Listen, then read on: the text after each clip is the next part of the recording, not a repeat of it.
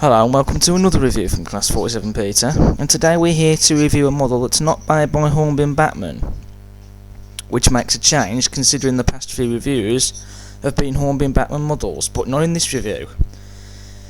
In this review we are having a look at a model made by Heljan, as you can clearly see in the photograph on the box.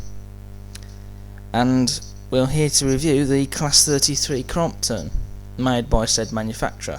The retooled Class 33, of course.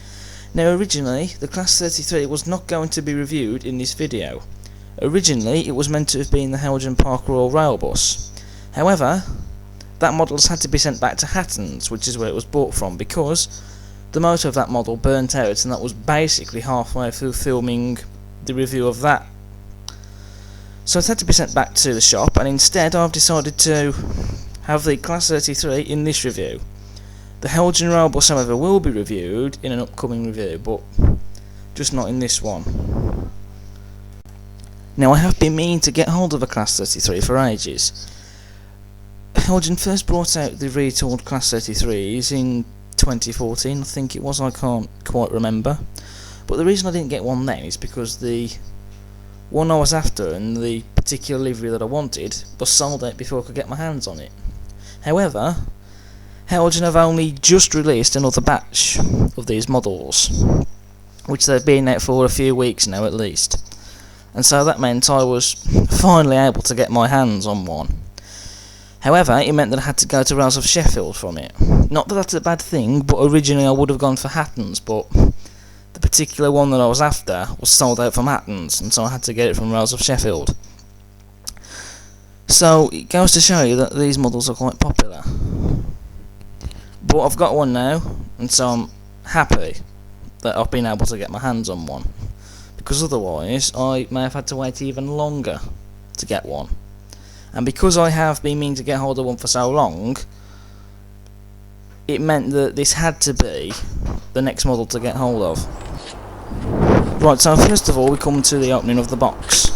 It's Heljan's new packaging, which is a plastic packaging, and there's a box flap at the end, and we just simply open the flap and remove the tray. We then remove the plastic casing out of the tray, which means that we can now get to the instructions.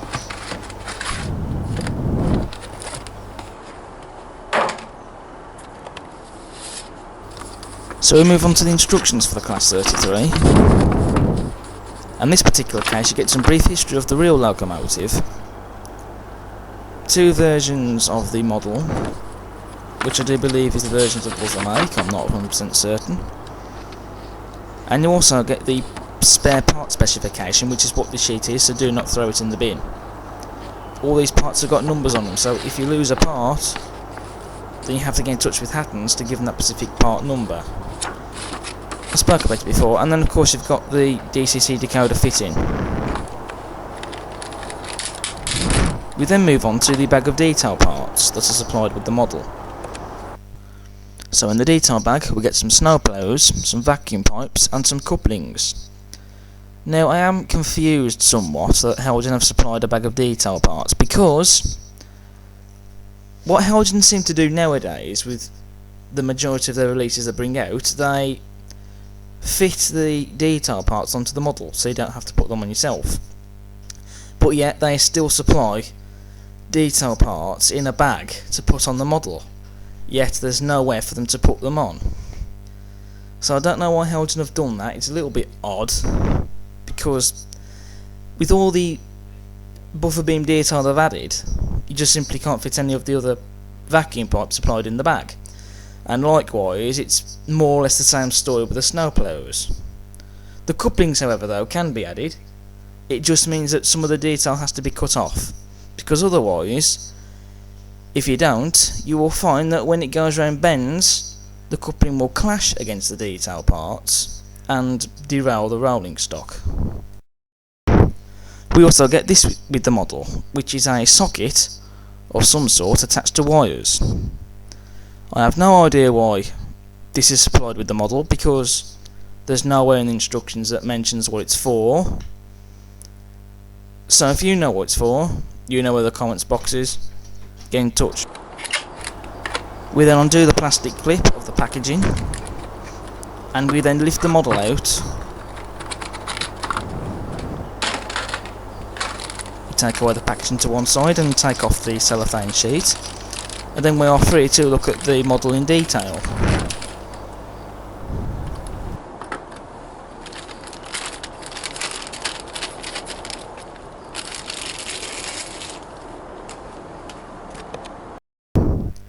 Now we come on to the Crompton in all its glory. So first of all, we'll talk about the weight. This model is really heavy, so there's a lot of weight in this model, considering it's only a small diesel locomotive. But as I've said many times before, the weight is important, because without the weight, you wouldn't get any traction from the model, and then it wouldn't be able to pull any of your rolling stock on the layout, and then it would be useless then, and not very good.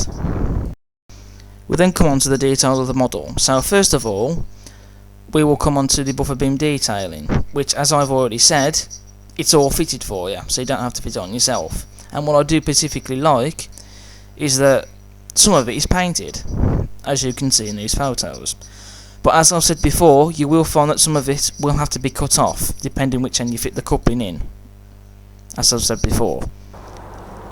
Under the body, we have some rivet detail, which is really good because it adds to the detail of the model. For those that like the sprung buffers, you'll be pleased to know that this model has them, but you might be disappointed that the buffers on this particular model are made of plastic and not metal. We then come on to the bogies. We have some footsteps, some piping, some sanding gear, some axle boxes and springs, and also on some of the other bogies we actually have some separate pipework fitted onto them, which adds to that detail. None of the bits on the bogies are painted, but on this particular model they weren't in reality, but you can paint it yourself, should you so wish to do so. But it's all there anyway. Now we come on to the fuel tank of the model. There's not really much to say about it, but what is worthy of a mention is the fuel tank dial, which is nicely painted. We then come on to this detail, just under the front of the locomotive, which I believe in this case might be some sort of step for the crew to climb onto to get to the front of the loco. It's painted and it does have a mesh effect on it, which is something that the older tooling of the Class 33 when Heljan first brought them out did not have, and that is actually a nice touch. We then come on to the rest of the detail on the front of the loco. We have some separately fitted lamp irons, some stars printed on the side of the light clusters which do light up, as you'll see later, some warning signs, some rivets, some separately fitted handrails, glazing in all the cab windows, as we would expect, separately fitted window wipers, and also a train reporting number in the middle window, which is number 89. On the other end there is no reporting number. Just on top of the cab roof we have a orange stripe going around the top. We also have a white stripe just above the windows there, which makes the model stand out. It's also worthy pointing out that the separately fitted handrails are made of metal, and they do give a bit of bling effect on the model, in my opinion. We also have got some cab interior detail inside the cab, however it's not painted like you'd see on a Batman or Hornby model, but at least it's there. Moving along to the doors, we have some glazing in the doors, separately fitted handrails down the sides as you can see, and also we have a door handle on the door. Just printed on the left hand side of the door we have the TOPS dialogue, which is crisply printed, and it really is a nice touch because it adds to the realism of the model. We then come on to the door in the middle of the locomotive, which doesn't open, but none of the doors open on the model anyway. In reality that would open up to the engine. We also, on the top right hand side of the door, we have a warning sign, which is crisply printed. We also have glazing in all the side windows of the locomotive.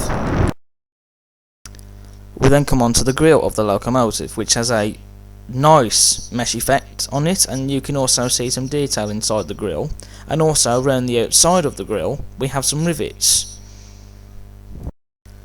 We also have some detail at the side of the grille. I'm not too sure where it is, but it's there as per the prototype. The livery of the locomotive is spot on. As you can see, it's the civil engineer's livery, which is a livery that I saw a lot of during my childhood, back in the 90s, which is why I've gone for this livery. They've got the livery spot on. You've got the correct shade of yellow at the top of the locomotive, the black around the window frames and the doors, and then the grey. I personally like this livery. May not be everyone's cup of tea, but I do quite like it. And I like liveries like this. Very nostalgic. I never saw any Class 33s in this livery, but the livery is still from my childhood, and that's why I went for this livery. And also, this is the particular Class 33 that I wanted, which is why I've gone for this one. We then come onto the roof of the locomotive, and it is quite detailed. We have the roof panel, which is painted white, which makes it stand out, and just like on the real thing. We have the exhaust port, which you could weather if you want to, and we also have quite a lot of rivet detail on the roof as well as all those little mesh grills. We also have a mesh grill on top of the roof, which has a fan underneath it, although it's hard to see a little. However, the fan itself does not spin. But this is Hornby's thing. It's something that Batman and the other manufacturers don't do. But then again, the fan doesn't really need to spin anyway. As long as it's there, then it's there. Besides, you're only going to really notice the fan spinning if you look on top of the roof. Most of the time you're going to be wanting to see the rest of the locomotive rather than just focusing on the fan. We then have the locomotive's running number crisply printed on the sides of the cab. This particular locomotive is 33047 and the numbers are crisply printed, as I said earlier. And also we have the BR Double Arrows logo printed underneath the number, which again, like the numbers, is crisply printed. We then have the nameplates of the locomotive. This particular loco is called Spitfire. The nameplates are not etched, and you don't get any etched nameplates with the model, but you can source etched nameplates for this model elsewhere. The nameplates are crisply printed though, which is nice, because there are at least still some nameplates on the model. And even if they are just only printed, they are actually quite detailed.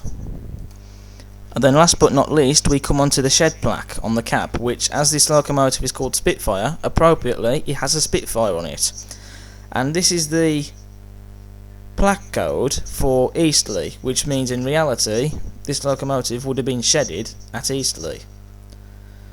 And the shed plaque is crisply printed on the side of the loco. As a bonus feature, we're going to show you fitting the coupling in the NEM socket. Firstly, we loop the chain link coupling, which is separately fitted, over the hook.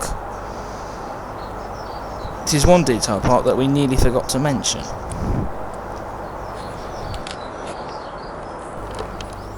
Fitting the coupling itself, however, was not easy. It took me several attempts to simply get it in right, because it is actually hard to put it in with all that detail parts fitted on the buffer beam, but some of it's going to be cut off anyway to allow it to swing freely and not derail any of the rolling stock.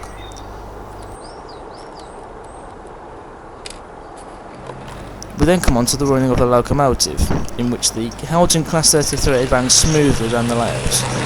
But this is what we expect from new models when opened up straight out of the box. There were no grinding noises, juddering movement, and we had no problems with the motor burning out. And although it is a little hard to see, as I mentioned earlier, the lights do work.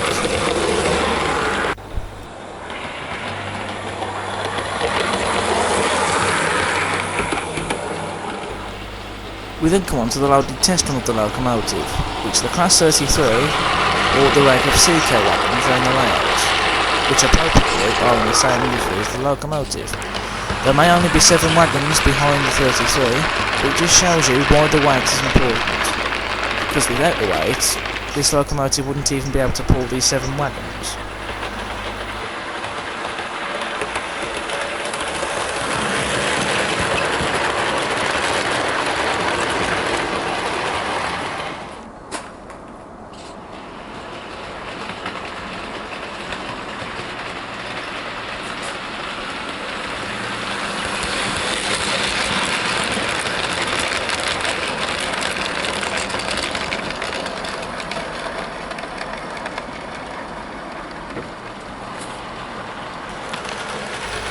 So overall, the Heljan retooled Class 33 is a stunner, and I think it's a lot much better than the previous tooling they brought out.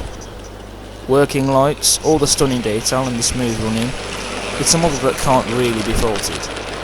Yes, the coupling was hard to fit in the name socket, and the buffer beam detailing, at least some of it, has to be cut off, so the coupling can swing round bends, but that doesn't really detract from the stunning quality of this model.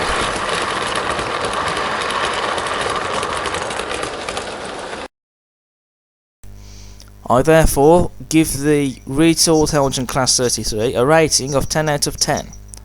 This has been Class 47 Peter, signing off, and I'll see you again soon for the next review. Hope you've enjoyed it, and please do continue to keep watching all my other videos.